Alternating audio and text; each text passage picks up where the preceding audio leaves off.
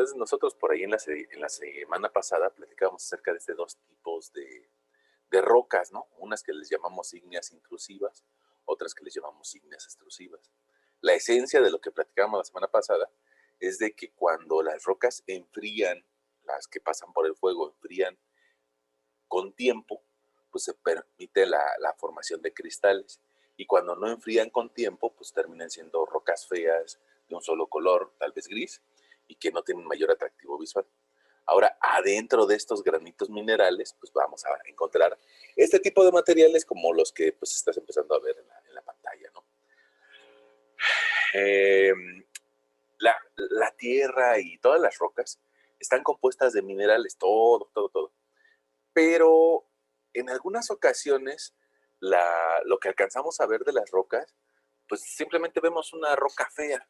Y eso pasa porque no tuvo el tiempo suficiente para generar cristales minerales.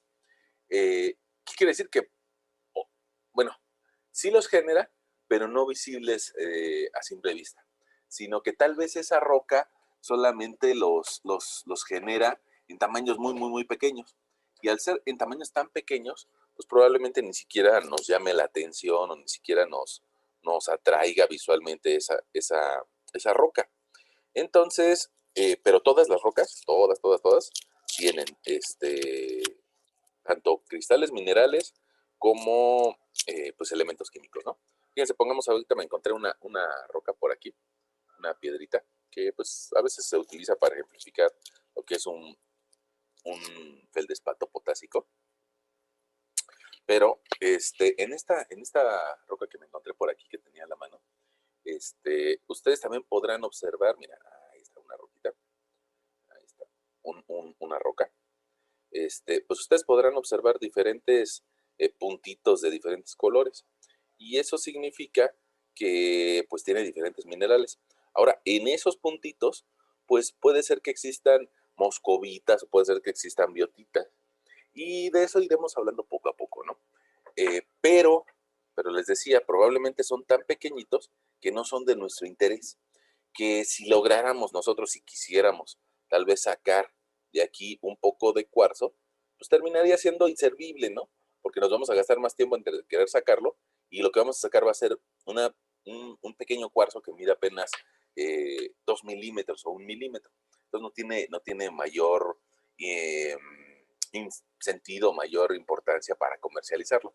En cambio, si nosotros llegamos a encontrar una roca de la cual podamos sacar un cuarzo que mida tal vez unos 3 o 4 centímetros, pues probablemente ya se pueda vender.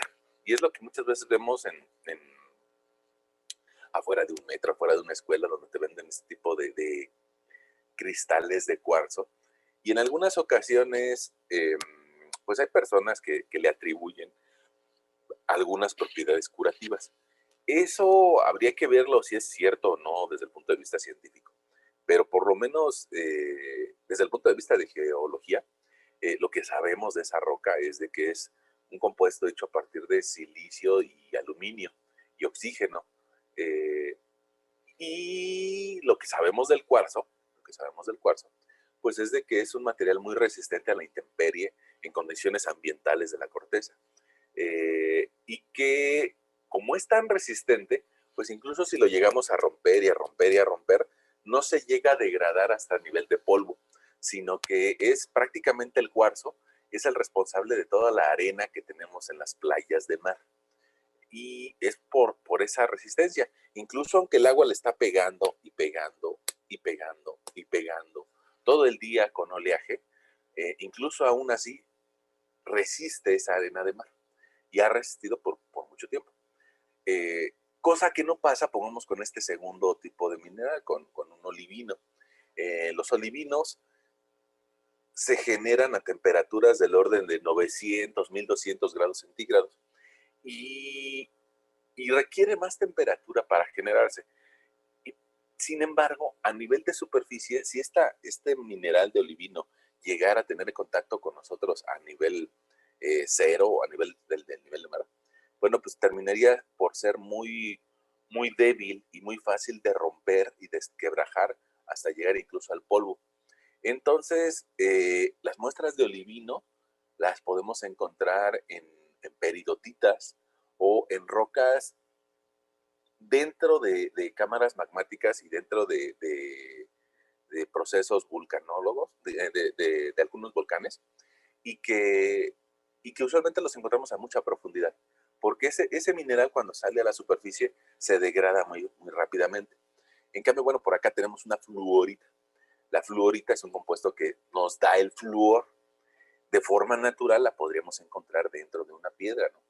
Pero después, pues, si es de algún tamaño significante, lo podemos extraer la fluorita y mediante algún proceso de extracción del mineral se puede extraer el flúor y ese flúor, pues bueno, nos puede ayudar para labores tanto de tipo de limpieza como incluso lo utilizan los dentistas. No sé si a ti alguna vez te aplicaron flúor para limpiar o para darle un cambio en la fisonomía de tus dientes. Y así como esos 3 ejemplos, bueno, pues ahí por aquí vienen plasmados 9 ejemplos de minerales que cobran importancia dentro de las rocas. Ahora, esa importancia se la hemos sacado los humanos, pues tal vez desde hace unos 7,000 o 8,000 años, ¿no? Desde que estaban los egipcios por ahí, o incluso desde antes, pero con mayor importancia desde los egipcios, donde ellos se dieron cuenta de que podían extraer oro de las rocas y que ese oro se veía bonito. No sabían que, bueno, tal vez que lo que vale ahora el oro, pero sí sabían que se veía bonito y le empezaron también a dar algunas propiedades acerca de ideológicas, ¿no? Bueno, ahora, todos estos minerales, incluyendo el cobre, el oro, el diamante o, o el bromo o los que tengan por ahí, todos provienen de las rocas eh, y de ahí se extraen. Algunas rocas nos van a permitir extraer más cuarzo, algunas rocas nos van a permitir extraer más flúor y otras ni siquiera lo tienen, ¿no? Entonces, de ahí la importancia de tratar de identificar algunas diferencias entre ellas. Eh, Nosotros estamos tan acostumbrados a nuestra vida diaria común y corriente que se nos olvida que todo nos lo dio la madre tierra, incluido, perdón, voy a decir, unas tijeras, ¿no? Va a decir, ¿a poco la tierra nos da las tijeras? Pues así como producto terminado, no, pero como parte del proceso, sí. Resulta que estas tijeras tienen en parte plástico y en parte metal. El metal viene del acero y el acero lo extrajeron de tal vez una magnetita que tenía mucho hierro. Y la magnetita, a su vez, puede estar en alguna roca ígnea eh, intrusiva de color oscuro. Entonces, hasta las tijeras tienen que ver en algo con la geología, ¿no? O incluso, pues tal vez unas llaves para entrar a nuestra casa, para abrir lo que sea, pues también tienen que ver con la geología, porque este mineral o este metal fue extraído de minerales que salieron de rocas. Ahora, algunos casos son más evidentes, como pongamos extraer cobre, y bueno, ya sacó el cobre. Ese cobre lo utilizamos tanto en llaves como en tuberías para recibir el agua potable, también para la luz. Si no fuera por el cobre, que es un muy buen conductor eléctrico, pues no tendríamos iluminación por las noches, ¿no? Y también hay algunos minerales que tienen características de interés joyero, como puede ser el caso del oro o de los diamantes. Ahora, la disponibilidad de oro en toda la corteza terrestre es muy baja, ¿no? Y como a la gente le gusta el oro y le atribuye ciertas propiedades, bueno, pues eso lo convierte en un material caro. Probablemente tú eres muy joven, pero personas que vivieron por en 1940, 1950, incluso se ponían dientes de oro. ¿Por qué? Pues porque era un material muy resistente y de muy buena densidad y que no se desgastaba a pesar de que esa persona viviera 80 años. Después ya cuando fallecían, pues, no faltaba quien se lo quería quitar el diente de oro, ¿no? Pero bueno, este, pero, pero la realidad es de que el oro es un mineral que, que no pierde su valor gracias a que hay poco en el planeta y que las personas están dispuestas a pagar mucho más dinero por él. Incluso los billetes o las monedas, las antiguas, decían, vale 1 peso oro. eran los centenarios, ¿no? O inclusive, te les digo, tal vez algún billete antiguo, en lugar de decir 500 pesos o 300 pesos, decía, vale por 200 pesos de oro. En algún momento de nuestra historia, nuestra economía estaba basada en eso, en tener piezas de oro, monedas de oro, y con eso comerciábamos. Y después los billetes, pues era como un cheque, era tener un papel que decía, mira, este papel vale 200 pesos de oro. Y el país era el encargado de tener esos 200 pesos de oro resguardado en el Banco de la Nación, en el Banco de México. Después, por alguna razón que tal vez tú verás en tu materia de historia o de economía, dejó de ser el dinero así y dejó de representar un peso de un metal. ¿Por qué? Pues porque se dieron cuenta de que tal vez ese metal se lo podían robar y que podía dejar a un país en bancarrota eh, con una guerra, ¿no? Em, Y entonces le quitaron ese nombre de que fueran pesos de oro y nada más dice, vale por 500 pesos mexicanos. Y ya no sabemos de qué son, pero en realidad antes era un peso, una cierta cantidad de masa acelerada hacia el centro de la Tierra, un peso de oro. Bueno, y al fin y al cabo todos estos minerales tienen un valor dependiendo de la disponibilidad que tenemos de ellos a nivel de corteza y también tienen ese valor en función del uso que se le puede dar. Ahora, esos minerales que yo te decía que las extraemos de las rocas, pues son generados de forma natural. Y entonces pongamos esta definición que viene en el Tarbook y que yo así la di print screen y te la puse. Dice que los minerales son los componentes básicos de las rocas. Con ellos se forman las rocas, pero de ahí podemos extraer material. Dice, los geólogos definen a los minerales como cualquier sólido inorgánico natural que posee una estructura interna ordenada y una composición química definida. Por lo tanto, para que se considere mineral, cualquier material terrestre debe de presentar las siguientes características. Y nos vuelve a decir prácticamente lo que nos dijo arriba. Fíjate, debe de aparecer de forma natural como las rocas, ¿no? De aparecer de forma natural. Dice, debe de ser inorgánico.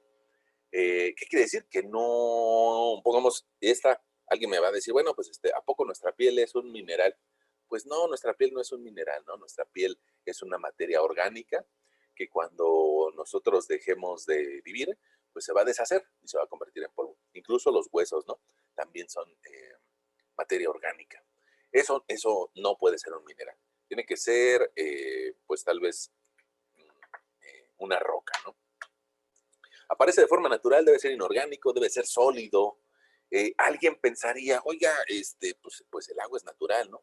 El agua es natural, ¿es un mineral? No, porque tiene que ser sólido. Eh, Siempre hay alguien que es terco, ¿no? Y dice, ¿el agua, si se congela, ya es un mineral? Sí. Si se congela, ya es un mineral,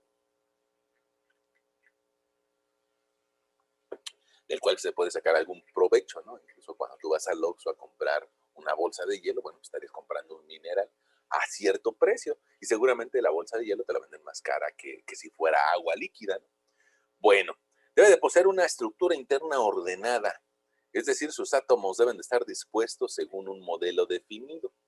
Y ahí, bueno, pues conviene tal vez hacer algún dibujito. Tú probablemente en tus materias de química, ya sea de la ACRAI, que dice aquí, ya sea de la secundaria del sistema medio superior, pues seguramente recordarás que las uniones de elementos químicos tienden a generar pues estructuras repetitivas, algunas de ellas en tipo romboide, algunas de ellas en cubos. Y bueno, resulta que pongamos un granito de sal, tú lo habrás visto por ahí, que tiene la forma de un cubo. Incluso si le hacemos un poquito de zoom, nos le quedamos viendo al granito de sal, eh, pues es un cubo si sacamos nuestra lupa. Y resulta que si nosotros tuviéramos la oportunidad de hacer un experimento, de, de echarle a un recipiente con agua, sal y revolverlo, eh, y después le metiéramos nosotros un cubito de sal amarrado de un hilo y lo dejáramos un cierto tiempo, podríamos generar un cristal mineral de halita, o sea, de sal de mesa. Y resulta que nos daríamos cuenta de que empezaría a crecer nuestro cristal pero repetiría la forma, repetiría esto de ser cubo y nada más se haría un poco más grande. Y probablemente también, perdón, aquí me quedo medio. Y probablemente si fuera más chiquito, pues también tendría la misma forma de un cubo. Entonces, ¿eso qué quiere decir? Que se vuelve una estructura repetitiva. Y gracias a que es una estructura repetitiva, podemos identificar algunos minerales, no todos, ¿no? Pero algunos sí los podemos identificar. Probablemente tú también recuerdes de un cuarzo, que más bien el cuarzo como que tiene la forma de un prisma hexagonal. Eh, y que ese prisma hexagonal, bueno, pues nos permite decir, ah, pues mira, este es un cuarzo, ¿no? Y también los colores y la forma y el brillo que tiene. Entonces vemos que hay diferentes características en esos minerales. Eh, pero al fin y al cabo, como el cuarzo está hecho a partir de tetraedros de silicio, o sea, de una estructura piramidal de tipo triangular, bueno, pues esos tetraedros de silicio tienden a generar estas 6 caras.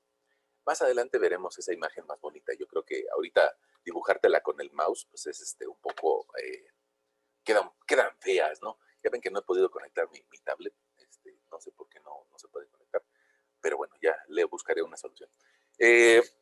Y dice, debe de tener una composición química definida, que puede variar dentro de ciertos límites. Bueno, al fin y al cabo, pongamos cualquier elemento, cualquier compuesto tiene una fórmula química. Y probablemente esa fórmula química se altere un poco por impurezas, pero sigue siendo lo mismo. O sea, este plástico o este plástico siguen teniendo una fórmula química muy similar, ¿no? Tal vez algún colorante lo va a hacer blanco o lo va a hacer transparente, pero al fin y al cabo es el mismo compuesto y ya está. Bueno, ahí tenemos una roca y lo que te comentaba hace algún momento es de que estas rocas, si le hacemos un poquito de zoom, pues nos damos cuenta de que tienen puntitos, que esos puntitos pues nos hablan de diferentes materiales, de diferentes minerales que hay dentro de la roca. Fíjate, si nosotros vemos esa que está en la pantalla, pues nos daremos cuenta de que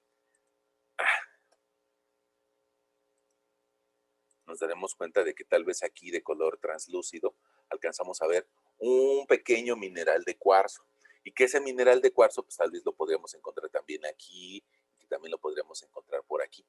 Y en cambio vemos algunos granos de color oscuro que tal vez atiendan a una horblenda o a un material que tiene más hierro y magnesio, ¿no? Que le da ese color oscuro. Y también podemos ver un poco de feldespatos potásicos de color rosa. Inclusive la piedrita que yo te mostraba, pues también tiene esa característica, ¿no? De color rosado, mira, ahí lo alcanzas a ver. Un poquito de algunos puntos de color rosadito. Nos hablan de que es un feldespato de origen potásico. También hay feldespatos sódicos, pero tienen otra coloración. Bueno.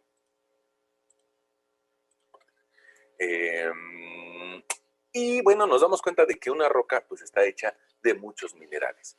En muchas ocasiones no tienen un tamaño lo suficientemente grande como para extraerle sus partes y terminan siendo usadas como rocas de construcción. Pero algunos yacimientos que podemos encontrar en base a las formaciones geológicas podrían ser de nuestro interés para extraer algún tipo de mineral. Probablemente tú habrás escuchado que en San Francisco hubo una gran fiebre del oro y hubo muchos mineros que se fueron a esa zona a tratar de encontrar oro, ¿no? En la minería. Bueno, pues probablemente ya se lo acabaron y hoy se dan cuenta de que para encontrar una pirita de oro, una pepita de oro, pues tendrían que excavar un cuarto de este tamaño, ¿no? Un cuarto de 3 o de 4x4 para encontrar apenas un cachito de oro, ¿no? Entonces por eso se vuelve muy caro. Requiere mucho trabajo y hay vidas de mineros que se pierden en eso, ¿no? Bueno, vamos a darle aquí siguiente. No sé qué hizo. Quiero siguiente. Ahí está. Bueno, ahora, esos minerales son compuestos naturales y los hizo la naturaleza, pero los hizo a partir de los elementos que hay en la Tierra. Y eso de los elementos, pues nos suena a química, ¿no? Por ahí tú recordarás en tus clases de secundaria o del nivel medio superior que te platicaron muchas veces de esta tablita de la tabla periódica, de la tabla periódica de los elementos, y que tiene algunas características que a los químicos pues les fascinan, ¿no? A las personas que estudian ingeniería química, pues te dicen, no, esto es una maravilla, una maravilla. ¿Por qué? Porque pues ellos describen que en la tabla química todo está ordenado. Eh, Podemos encontrar en la parte izquierda a los metales que tienen tal vez una gran facilidad de unirse con los no metales del lado derecho, ¿no? Eh, y que están ordenados por familias, por columnas y también por periodos, es decir, por filas. Por eso se llama tabla periódica. Bueno, esos periodos lo que nos indican es la presencia o no de electrones en la última capa energética. Eh, Resulta que esta primer familia, la 1A, este grupo de elementos, creamos que son metales, pues tienen la característica en común de que les sobra un electrón en su última órbita energética. Y eso de que bueno, no les sobran, sino que tienen un electrón en la última órbita energética, eso les permite unirse con otros elementos a los que les hace falta un electrón en esa última órbita energética. ¿Qué quiere decir? Que pues tal vez este hidrógeno tenga una gran capacidad para unirse con un cloro o con un yodo o con un flúor y tal vez generar alguna sal o algún ácido, ¿no? Bueno, esa capacidad de unirse lo da porque los átomos tienen diferentes capas de capacidad eléctrica que les permite fluir su electrón. Ahora, deshacer. Bueno, ahora, ¿de qué va a depender eso? Pues de los numeritos que vienen en la tabla periódica, ¿no? Por acá arriba nosotros alcanzamos a ver que tiene un número atómico. Ese número atómico nos habla acerca de cuántos protones tiene, con la particularidad de que en el núcleo del átomo, pues resulta que ahí están agrupados tanto los protones como los neutrones. Y esos protones y neutrones representan algo así como el 99% de la masa del átomo. 99%, o sea, es casi todo, ¿no? A mí me impresiona, ¿no? Que sea casi toda la masa del átomo están en el núcleo. Sin embargo, pues probablemente lo más importante de él es el 1% que anda flotando por ahí, que son los electrones, ¿no? Nada más el 1%. Y esa historia a mí me recuerda, no sé si ustedes también, a mí me recuerda la historia del Sol y de los planetas, ¿no? En realidad el tamaño del Sol es enorme comparado a lo que miden los planetas, son chiquititos, ¿no? No sé si anden en el mismo valor de la masa, yo creo que sí, en donde el núcleo tiene la gran cantidad de la masa y por ahí andan algunos electrones volando. Voy a adelantarme en algunas páginas, mira, yo creo que ahí está más fácil de ver. Vemos un núcleo con protones y neutrones. Y de repente hay algunos electrones que andan por ahí volando. Ahora, ustedes se darán cuenta o podrán investigar que en realidad esas trayectorias no son tan bonitas así como las que están en la imagen. No son en un plano que estén girando los electrones. No, en realidad es una nube. Y en esa nube se están moviendo todos los electrones, pero si me ponen una nube, pues yo no voy a ver ahí polvo, ¿no? Y entonces como que no lo voy a entender. Lo que hacen de forma didáctica es de que esa nube nos aplastan para que yo le entienda, mira, está dando vueltas y está dando vueltas.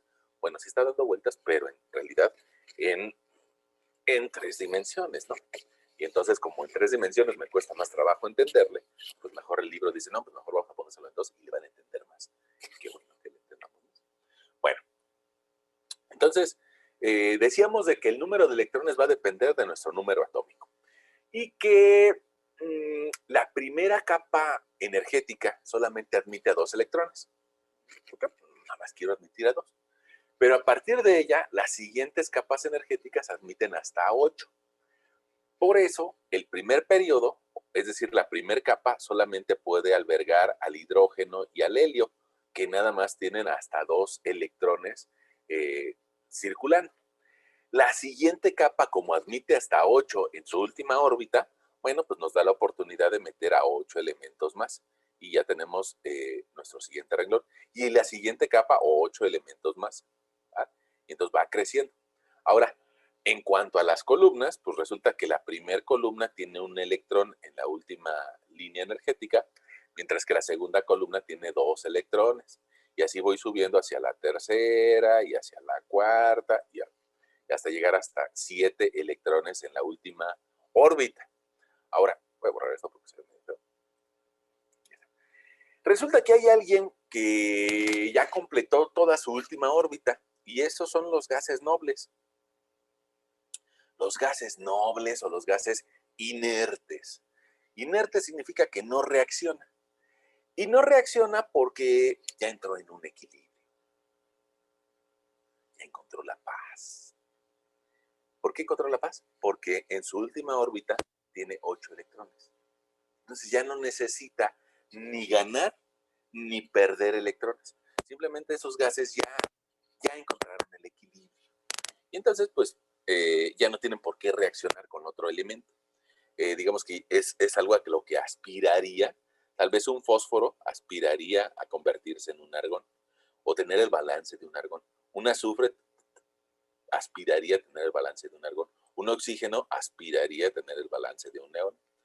Y esa aspiración, pues en algunas ocasiones se va a lograr. Creo que esto es lo que les decía acerca de que hasta 2 electrones lo podemos guardar con una sola capa energética, ¿no? Hasta 10 electrones, es decir, hasta un número atómico de 10, lo podemos salvaguardar con 2 capas energéticas. Y hasta 18 electrones, es decir, hasta un número atómico de 18, lo podemos salvaguardar con 3 capas energéticas. Creo que ahí. Y entonces, lo que van a buscar los elementos de forma aislada es encontrar a otro elemento con el cual se puedan juntar y completar su última capa energética. Por esa razón se dan los enlaces entre diferentes elementos químicos. Y esos enlaces pues, pueden ser de 3 tipos, ¿no? Un enlace iónico, un enlace covalente o un enlace metálico. Bueno, ahora, esos enlaces van a depender, como les decía, de los electrones que están en la última órbita. Y probablemente se balanceen, probablemente, y probablemente no. Lo ideal es de que lleguen al equilibrio del gas noble más cercano. Eso es lo ideal. Pero en algunas ocasiones no se da. Creo que antes de hablar de eso de los enlaces, me gustaría nada más puntualizar lo último, que quedábamos, de este lado están los metales, metal. Tal vez después vienen los metales en transición. Y también aquí tenemos unos metales y luego unos metaloides. Probablemente si checáramos otra tabla periódica, creo que yo la tenía abierta por aquí. Aquí, una de internet, una de Wikipedia. Fíjense, aquí nos diría, estos verdes son los metaloides. Parecen un poquito metal, pero no tienen todas las características del metal, ¿no? Y después vienen los no metales. Estos que están de colorcito morado que no fuchsia, estos serían los aluros. Estos no metales prácticamente son los responsables de nuestra vida, ¿no? De nuestra vida orgánica. Son los responsables de la materia orgánica. Mira, por aquí los verás. Carbono, fósforo, azufre, nitrógeno, oxígeno. Estos son los responsables, o lo que tenemos los animales o las plantas, carbonos, hidrógenos. No sé si a ustedes les tocó, a mí sí me tocó, tal vez en la primaria, que nos decía nuestra profesora de la primaria, que los seres orgánicos estamos hechos de Chon, por ponerle un nombre, Chon Sánchez Pérez, ¿no? Chon Sánchez Pérez. Es decir, los seres orgánicos estamos hechos de carbono, hidrógeno, oxígeno, nitrógeno, azufre y fósforo. Son nuestros componentes de nosotros, ¿no? Ahora, si bien es cierto que nosotros tenemos algunos otros elementos como zinc o como sodio dentro de nuestro organismo, lo tenemos en cantidades muy pequeñitas. De hecho, bueno, pues nosotros, eh, si alguien de nosotros está expuesto al litio, eh, pues habría que llevarlo tal vez al hospital, ¿no? O sea, ¿podemos aceptar la concentración de algunos metales en nuestro cuerpo? Sí, pero en cantidades bien pequeñitas. Si esas cantidades de metal empiezan a incrementarse de forma significativa, como el plomo, como la plata, como el bromo, pues resulta que terminaremos por intoxicarnos. Bueno, decíamos, hay tres tipos de enlace. El primero se llama iónico y para eso paso a mi siguiente diapositiva. Ahorita regresamos. Eh, ¿Qué significa un enlace iónico? Ah, pues mira, que el electrón que andaba en la última trayectoria o en la última capa energética se cambia de átomo y se va a completar la última capa energética de otro átomo. El cloro, que está en la columna 7, tiene 7A. Me parece que tiene esa falta de, de electrones, le falta un electrón en su última órbita. Y como le hace falta un electrón en su última órbita, pues puede recibir el que le manda el sodio. Eso por ahí tú ya lo sabías en tus cursos de química de la secundaria, y eso se le llama oxidorreducción, ¿no? ¿Eso qué implica? Bueno, pues que el sodio se desbalancee y se convierta en un ion positivo. Es decir, el átomo se ionice, se adquiere una carga positiva o negativa. En este caso el sodio se convierte en positivo y el cloro en negativo. Cuando se cambia de polaridad el átomo, pues se genera ese ion y por eso se llama enlace iónico, porque una parte es positiva y una parte es negativa. Ah, bueno, órale, y se juntan, ¿no? Y se atraen entre sí. Bueno, ahora, resulta que por aquí veríamos nuestra fórmula química. Mira, tal vez ese más 1 va a manera de exponente. En sodio más 1 es su valencia y cloro menos 1 es su valencia. Bueno, esas excesos o carencias de electrones se compensan en este compuesto que se llama cloruro de sodio. ¿Y qué es nuestra sal de mesa, no? Cloruro de sodio. Desde el punto de vista de los químicos, se llama cloruro de sodio. Desde el punto de vista de nuestra vida común y corriente, se llama sal de mesa. Desde el punto de vista de los geólogos, se llama álita, o sea, como mineral. Bueno, y resulta que es algo muy curioso porque en realidad está compuesto a partir de dos elementos que serían dañinos para nosotros. El sodio, fíjate, el sodio, vamos a verlo. El sodio resulta que es un metal. Ah, caray, ah, caray, ah, caray. El sodio, con parte de la sal que nos comemos, es un metal. Y resulta que ese sodio incluso llega a ser tóxico para nosotros. Y resulta que si se junta con este gas, ¿el cloro es un gas? Sí, el cloro es un gas. Bueno, vamos a checarlo, ¿no? Si quieren checarlo ahí en Wikipedia o donde quieran. El cloro es un gas en su forma natural, atmosférica. A la hora que se combina ese gas, que también es tóxico para nosotros, pues resulta que la combinación nos da algo prácticamente inofensivo como es la sal. Prácticamente inofensivo con algunos asegúnes, ¿no? Bueno, el cloro es un gas y el sodio es un metal, pero cuando se juntan, pues lo ocupamos nosotros en nuestra mesa. Y, y alguien de ustedes me va a decir, ah, caray, profesor, yo no le creo. Yo cuando voy al mercado, yo compro cloro y viene líquido. ¿Por qué dice usted que es un gas? O sea, sí huele medio feo, pero yo voy al mercado y lo compro como líquido. Ah, pues lo que pasa es de que nosotros vamos al mercado y compramos tal vez un cloro, pero ese cloro líquido en realidad es agua, agua con poco gas disuelto en el agua. Yo les pido que ahora que anda de moda esto de andar leyendo las etiquetas, entonces que vayan ahora que acabe la clase, que vayan a checar su botella de cloro, la que tienen en la azotehuela o en el fregadero, donde lo ustedes tengan, y que se le queden viendo a esa etiqueta del cloro y se van a dar cuenta de que dice que contiene agua más hipoclorito disuelto, hipoclorito en una concentración baja, en una concentración creo que del 5%, algo así. ¿Por qué? Pues porque en realidad el cloro industrial nos haría mucho daño.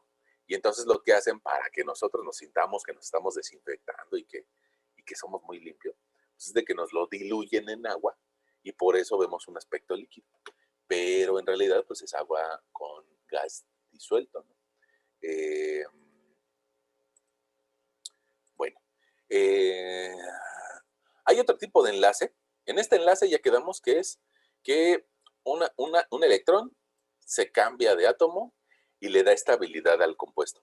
Ahora, la fórmula por aquí, la fórmula que teníamos aquí, dice que va de 1 a 1, un átomo de sodio por un átomo de cloro. Y eso lo alcanzamos a ver en la parte de abajo, ¿no? Fíjate, hay un átomo de sodio, un átomo de cloro, un átomo de sodio, un átomo de cloro, un átomo de sodio, un átomo de cloro, un átomo de sodio, un átomo de cloro. Entonces hay una continuidad de 1 a 1. Sin embargo, bueno, pues en la naturaleza, digamos que si tuviéramos la capacidad de observar con un microscopio esa molécula, pues veríamos algo así, veríamos puras bolitas. Pero otra vez, pues como que resulta difícil entenderle, ¿no? Entonces, como nos resulta difícil entenderle, pues lo que nos hacen los libros y nuestros profesores de química es de que estas bolitas las hacen chiquitas y dicen, ah, mira, en realidad es un arreglo de tipo cúbico. Y aquí vemos el cubo que mencionábamos hace rato, ¿no? Probablemente este cubo se repita en las 3 dimensiones y haga un molote de sal, pero que al momento que lo vamos a cortando y cortando y cortando y cortando, siempre nos va a dar un cubo. Siempre, siempre, siempre, siempre. O sea, no nos va a quedar una figura rara. Bueno, decíamos que prácticamente es inofensivo, prácticamente, aunque no es totalmente inofensivo. ¿Por qué? Pues porque cuando se acumula dentro de nuestros riñones, puede generar también una pequeña piedrita, ¿no? Y luego para sacarlo del organismo es una bronca. Bueno, decíamos que hay otro tipo de enlace y ese es otro tipo de enlace que te estoy mostrando en la pantalla y que se llama enlace covalente. Covalente. ¿Y por qué se llama covalente? Ah, pues porque resulta que puede ser entre dos átomos del mismo elemento, como pueden ser dos átomos de cloro, como pueden ser dos átomos de nitrógeno o dos átomos de oxígeno, y que anda flotando al final un electrón. Y resulta que ese electrón puede, digamos que, compartir trayectorias. O sea, empieza en esta trayectoria, puede ir y darle la vuelta al segundo átomo de nitrógeno y luego regresar a hacer su propia vuelta. Y luego con el vecino y le da vuelta al vecino y luego regresa y checa su casa, ¿no? Y luego va otra vuelta con el vecino y luego checa otra vuelta a su casa. Y entonces digamos que ese electrón tiene una trayectoria covalente, le vale a los dos átomos. Y ese tipo de enlace, bueno, pues también nos permite generar uniones o enlaces. Va a tener una fuerza menor que la fuerza iónica, es decir, que es más fácil separarlos. Y en muchas ocasiones, esos tipos de enlace no son el fin, no son el fin del compuesto, sino que probablemente sirvan para agruparse y después esos dos átomos agrupados se agrupen con otro átomo, pero digamos que haciendo una pareja previa. Ya que están hechos pareja, se pueden unir con otro. Y ese puede ser el caso del dióxido de silicio. Mira, pongamos acá, aquí donde te decía que había otro tipo de enlace covalente. Vemos que eso se presenta en el oxígeno, en el cloro, en una molécula diatómica de hidrógeno o una molécula diatómica de nitrógeno. Pongamos este que está por aquí, creo que hasta le puse el nombre, oxígeno diatómico. Y ese oxígeno diatómico pues, es el que nosotros respiramos. No respiramos, digamos, oxígeno aislado como un solo átomo, sino como la suma de dos átomos.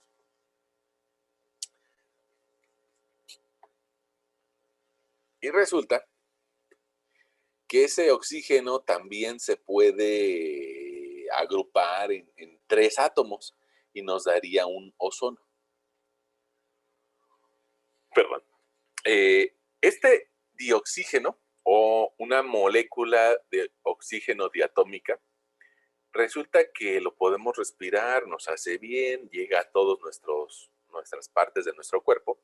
Nosotros lo inhalamos del aire. El aire tiene mucho nitrógeno, pero nuestros pulmones se encargan nada más de tomar el oxígeno. Y lo llevamos a todo nuestro cuerpo. Incluso lo llevamos hasta nuestro dedo. Pero eso lo hace nuestro cuerpo a través de tomarlo del aire. Los pulmones toman solamente el oxígeno y lo meten a la sangre. Y en la sangre lo llevan a todo tu cuerpo. ¿Qué pasa si una parte de tu cuerpo no recibe sangre? Como pongamos ahorita yo cuando estoy apretando el dedo, pues que empieza a cambiar de color y se empieza a moratar. Y si pasara mucho tiempo se puede morir. Al momento de que libero, bueno, pues todo el dedo se vuelve a su coloración. Algo así le está pasando a las personas que desgraciadamente ahorita llegan a contraer COVID, ¿no? Que no oxigenan bien su cuerpo y partes de su cuerpo se pueden morir y pues desencadenar de una forma muy trágica, ¿no? Bueno, eso es con el oxígeno diatómico. Pero decíamos de que había otro oxígeno que se agrupa en grupos de tres. Ya ven que así luego pasa cuando estamos en clases presenciales. Uno les dice, oigan, tienen que hacer equipos de dos. Y de repente dice, oiga, profesor, es que somos tres. Ah, bueno, está bien. Órale, va. ¿Qué pasa si el oxígeno se agrupa en grupos de tres? Bueno, pues genera ozono. Y el ozono, pues es un gas irritante. Es un gas que incluso hasta nos llega a hacer un poco de daño a nuestra altura, el ozono. Pero tiene la gran ventaja de que ese ozono, cuando sube a la atmósfera, nos protege con la capa de ozono. Y esa capa de ozono impide que lleguen la luz o los rayos ultravioleta que nos manda el sol y que podrían ser muy dañinos para nosotros. Pero gran parte de esos rayos ultravioletas son filtrados con el ozono y solamente nos permite iluminarnos con una menor cantidad de luz. Ya ven que sería un desastre para nosotros si esa capa de ozono se perdiera. Ahí arriba, ahí arriba. Pero aquí abajo nos daría mucho daño. Entonces, ese es un problema que se genera usualmente con la contaminación, que a veces se llega a invertir la capa de ozono. Y la capa de ozono, pues, si está a nuestro ambiente, pues termina por irritarnos los ojos, por generarnos molestias respiratorias, por irritarnos la garganta. Y por eso en épocas en las que no se presenta mucha lluvia, con un poco de frío se llega a presentar esa inversión de la capa térmica. Bueno, entonces el mismo oxígeno nos puede servir de beneficio al respirarlo, nos puede servir de beneficio como una capa, pero también nos puede dañar al ser un ozono a nuestro nivel atmosférico. Entonces fíjense que los mismos minerales nos pueden generar ayudas o daños dependiendo de cómo se encuentran en la naturaleza o cómo lo modifiquemos los humanos. También decíamos acerca del cloro, ya ves que yo te decía que las botellas tienen hipoclorito disuelto. Bueno, el hipoclorito se utiliza para mejorar las condiciones de potabilización del agua. Y en algunas ocasiones los ingenieros civiles pues, tienen que ver con eso, ¿no? Porque los ingenieros civiles también generan, así como generan la carretera para llegar a una civilización o la presa que va a darle agua a una civilización o que también va a generar energía eléctrica para darle luz a una civilización, bueno, pues también son responsables de llevarle el agua a la civilización.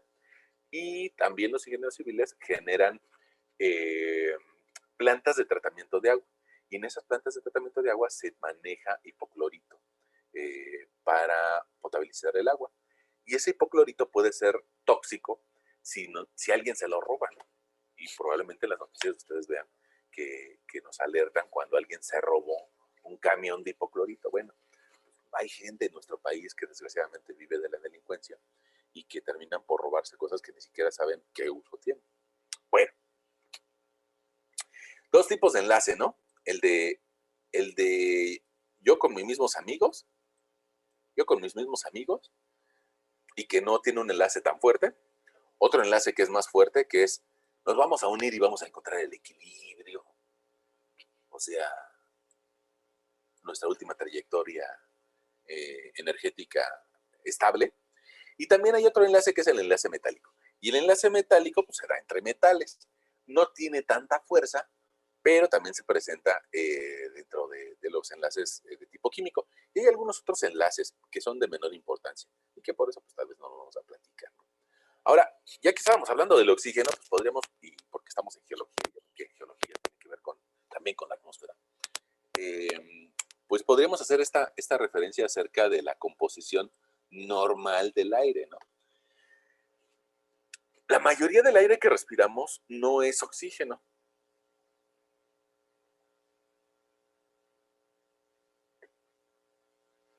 La mayoría del aire que respiramos es nitrógeno.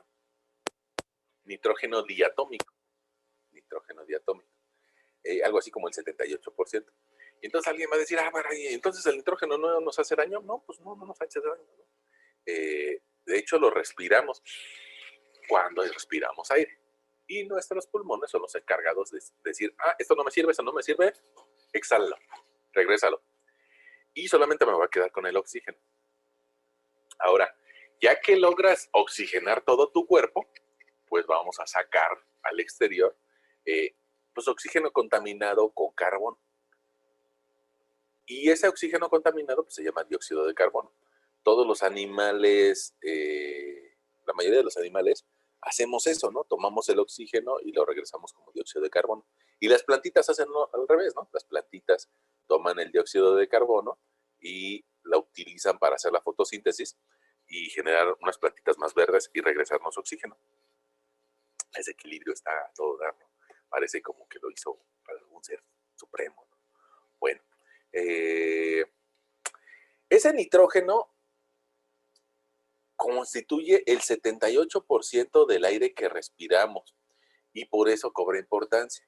Fíjense que yo por ahí les decía que en alguna ocasión fui a comprar unas llantas para el vehículo y resulta que el vendedor me decía, oiga, pues si se va a llevar dos, mejor llévese las 4 llantas, ¿no? Mejor llévese las 4 llantas porque están de oferta y si ahorita se las lleva las llantas, se las vamos a rellenar de nitrógeno. Yo dije, caray, ¿por qué o qué? Y según el vendedor me decía, es que las llantas que se rellenan de nitrógeno, esas no se pinchan, porque hay una diferencia entre las densidades del nitrógeno y del oxígeno, y eso hace que aunque se pinchen, no se le va a salir el aire. Y dije, ¿a poco sí? Yo no le creí. Entonces, resulta que con esta afirmación, pues es menos creíble, ¿no? ¿Por qué? Pues porque el aire con el que normalmente respiramos o el aire con el que llenaríamos una llanta, pues tienen un 78% nitrógeno. 78% nitrógeno.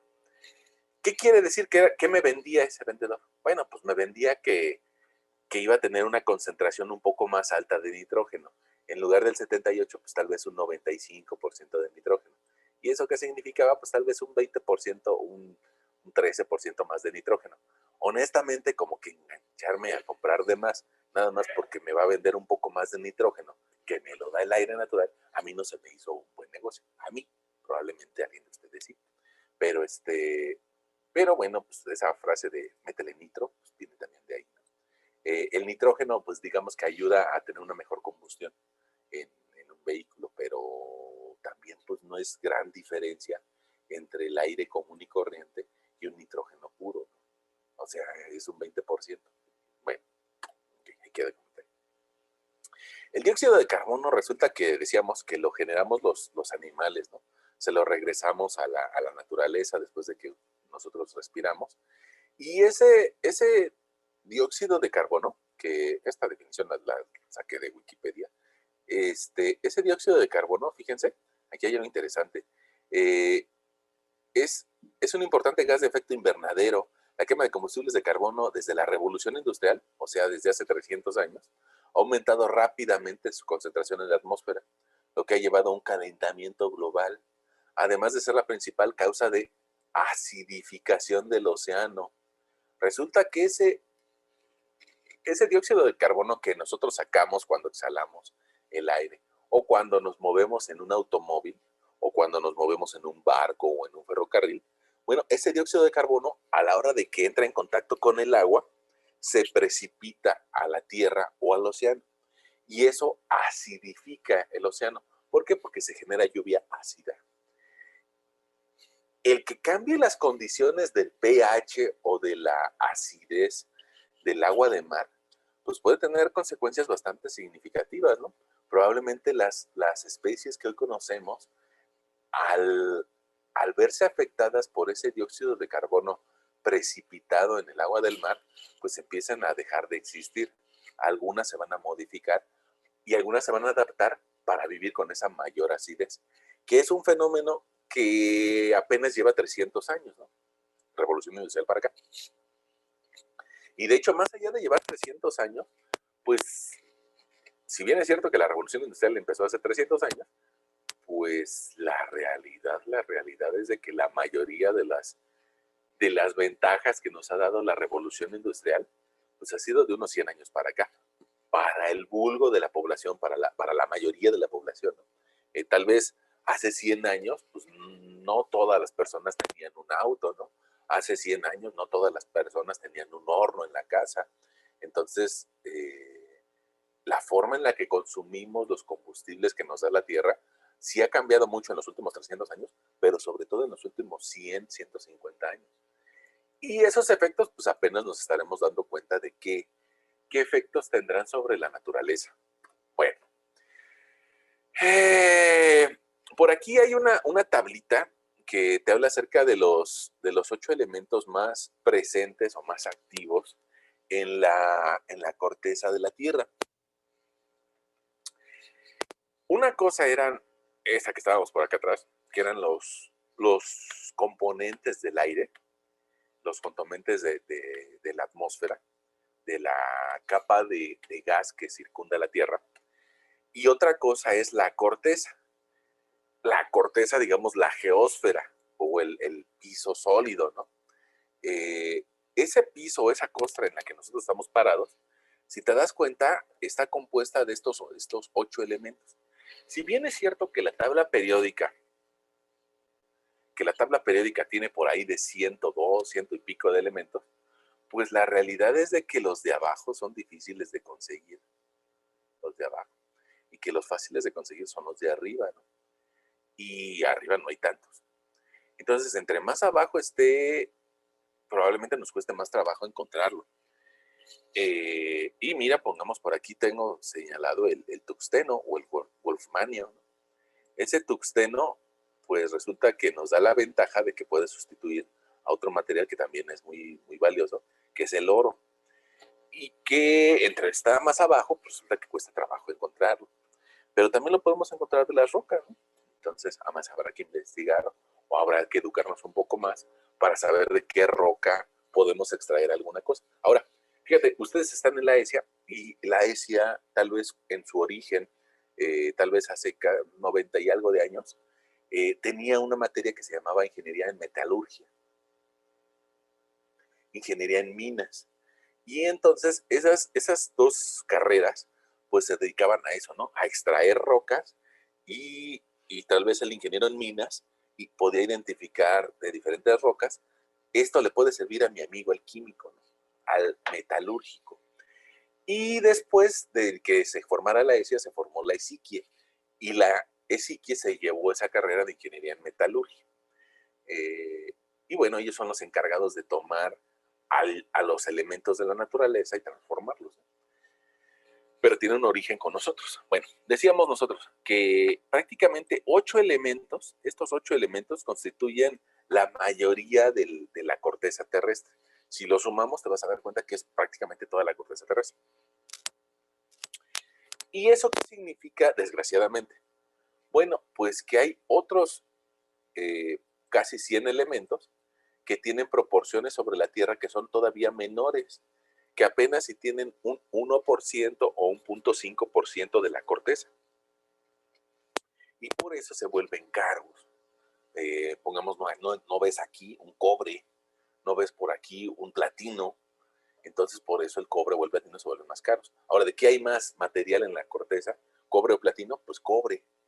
Y por eso tal vez hay gente pues, que se roba el cobre de los cables o de los transformadores eléctricos y va y lo vende, pues si se obtiene una cierta ganancia, porque el cobre es deseado por la sociedad.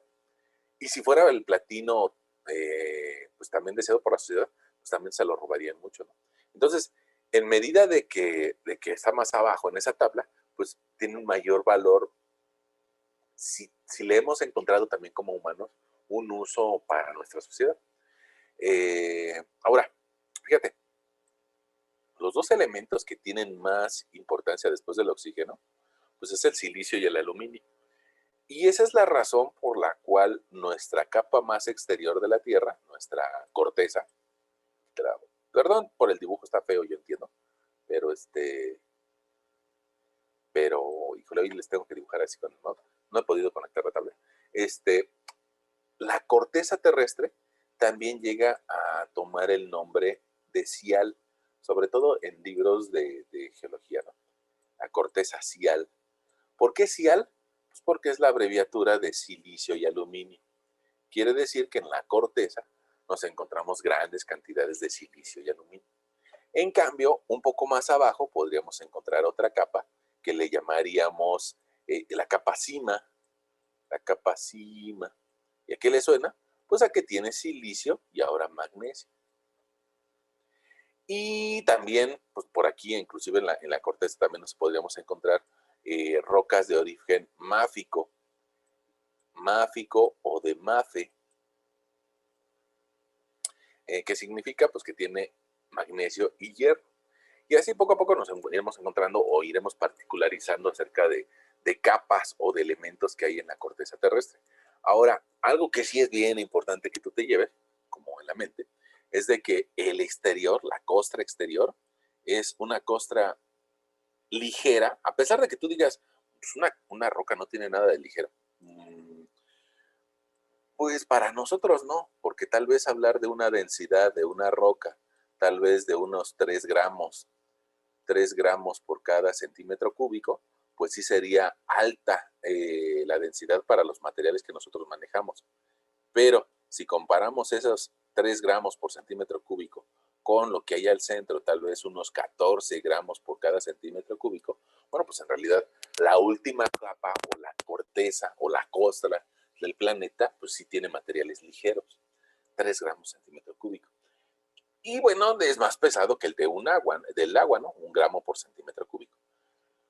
Bueno, en medida de que hay diferentes minerales que van hacia el centro de la Tierra o que podemos encontrar más a profundidades más altas, pues van a tener diferentes elementos químicos y también minerales. Diferenciar. Una cosa es una roca. La roca está hecha de minerales, pero los minerales a su vez están generados a partir de elementos químicos. Entonces, por eso hoy fuimos bajando hasta los átomos, ¿no? Hasta lo más básico que podríamos encontrar. Así como nuestras sesiones anteriores, nosotros veíamos cosas tan grandes como el universo y la gran explosión, y que hay cosas del universo que no podemos ver a simple vista. Bueno, pues pasamos de esas cosas tan grandes como una galaxia, ahora a algo tan pequeño como un electrón o como un átomo. Y en ese rango, pues encontraremos nuestras rocas. Alguien diría nuestras piedras, no se llaman piedras, se llaman rocas. Nuestras rocas de las que podemos extraer minerales. Y esos minerales nos van a permitir tal vez modificarlos e interpretarlos con, con otras características que nos van a permitir tal vez hacer una pluma o hacer sus componentes, ¿no? O hacer un mouse, ¿no? El mouse no lo hizo la naturaleza, el mouse lo hizo el humano a través de modificar los minerales que nos da la tierra. Algún día nos podremos acabar, y ya estamos cerca de eso, algún día nos podremos acabar el petróleo con el que se genera el plástico. Pues sí, la realidad es de que sí. Y la Tierra se llevó tal vez unos 300 millones de años en generar todo ese petróleo. 300 millones de años. Y nosotros nos lo acabamos en 300 años, 200 años. Eso nos deja vulnerables porque pues dentro de 100 años no vamos a tener petróleo y lo que hoy conocemos como plásticos, pues vamos a tener que buscar otra forma de hacerlo de una forma distinta porque no tendremos ese elemento natural, ¿no? Bueno, creo que por aquí, a pesar de que, honestamente, a pesar de que tenemos siguientes láminas y que podríamos empezar a hablar de estas siguientes láminas, a mí me gustaría tal vez esta sesión dejarla por aquí, dejar hasta esta tabla de componentes de la corteza, la explicación del día de hoy. ¿Por qué? Pues porque también nos dicen los pedagogos, las personas que saben de cómo enseñar, nos dicen que las personas comunes y corrientes no te ponen atención por más de 20 minutos, ¿no? Entonces yo creo que por ahí la podríamos parar. Y si quieren, podemos pues tal vez hacer algún ejemplito de lo de su guía, ¿no?